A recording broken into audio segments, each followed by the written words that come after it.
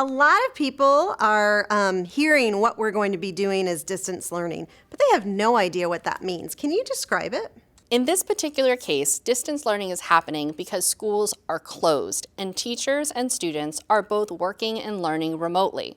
Distance learning is when students are going to engage in traditional schoolwork online through a platform like Canvas or learning through a packet that is mailed to them by their classroom teacher with a self-addressed return stamped envelope.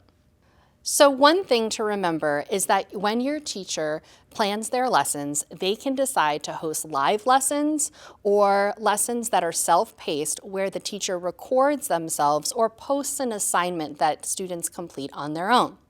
Either way, the lessons will be available to students at any time at home. So for middle and high school students who have already used Canvas, it's going to look a lot the same of what they've done before, just all of it happening at home now. Is that right? Yeah, so middle school and high school students are very familiar with our online learning platforms like Launchpad, Canvas, and Google Drive. They're going to be using many of the same platforms they use in school every day. But for elementary school students, it'll be a different story.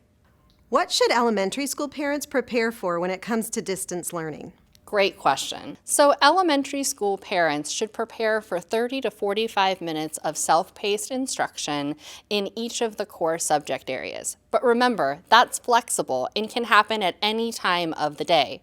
So if they're sharing a device with their older sibling from middle school and high school, they can take turns completing assignments. We know that distance learning has to be flexible. For example, if your elementary teacher schedules a morning meeting with their class that's live on Big Blue Button, but you just can't make it with your student due to work or other obligations, your child's teacher can record that morning meeting and post it for your child to view with you later. Marielle, if a family is using their own computer or device or phone for their child to use during distance learning, what kinds of things need to be on that device? So almost all of our platforms in Orange County Public Schools can be accessed through Google Chrome, which is a web browser where students can access their Launchpad. And Launchpad is kind of like their portal or their gate to all the platforms in our district. Now, if they're using an iPad or another tablet, that can be a little bit trickier. So make sure you download the ClassLink app and the app for the platform your child's teacher has chosen to use to post lessons. Common examples include Canvas Student, Google Classroom, ClassDojo, and Remind.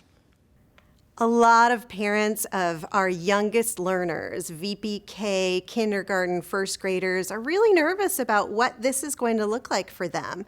Marielle, you used to be a kindergarten teacher, am I right? Yeah, I started my career in Orange County Public Schools as a kindergarten teacher, and it's still my favorite job. That's awesome. Share with us a little bit about what parents of our youngest learners should expect during distance learning. Wow, that's a great question and one I know a lot of parents are worried about.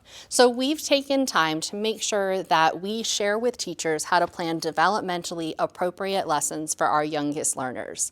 Your child may be asked to access things online like short videos, things that they can read, and information about questions to answer from their teacher. It's important, though, that they have your support as a parent when navigating online learning. Distance learning is not designed for kindergarten students to do on their own. They'll definitely need the support of their family to accurately navigate platforms and communicate with their teachers. And if our kindergarten, first graders, and VPK students cannot get to it during the day if their parents are working, it's okay to do this kind of work after dinner?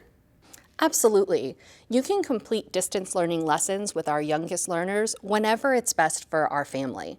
We know that our youngest learners will need frequent breaks to do things like go outside and play, read a book, complete a puzzle, or even draw. The intent is not for our youngest learners to be in front of a device all day. Kids will always be kids, even when school's closed. Our families of ESE students have had an awful lot of questions, and we hear you. We have been working hard to make sure that we connect with our teachers now that they're back from spring break and get you the information that you need. So we've created a web page that's specific to ESE students during distance learning. Right, Marielle? Yeah, distance learning is new for everybody, and we know parents of students receiving exceptional student education services have a lot of questions. Head on over to distancelearning.ocps.net. There you're going to find a specific resource labeled Exceptional Student Education. It's filled with tips and tricks and resources to meet your child's need. If you have questions about what distance learning will look like for your ESE student, please contact your child's teacher. They'll be actively assessing your child's individual education plan and planning the best activities to meet their needs, whether that's online or offline. Keep following us on social media. On Facebook, it's Orange County Public Schools, and on Twitter, our handle is @OCPS News.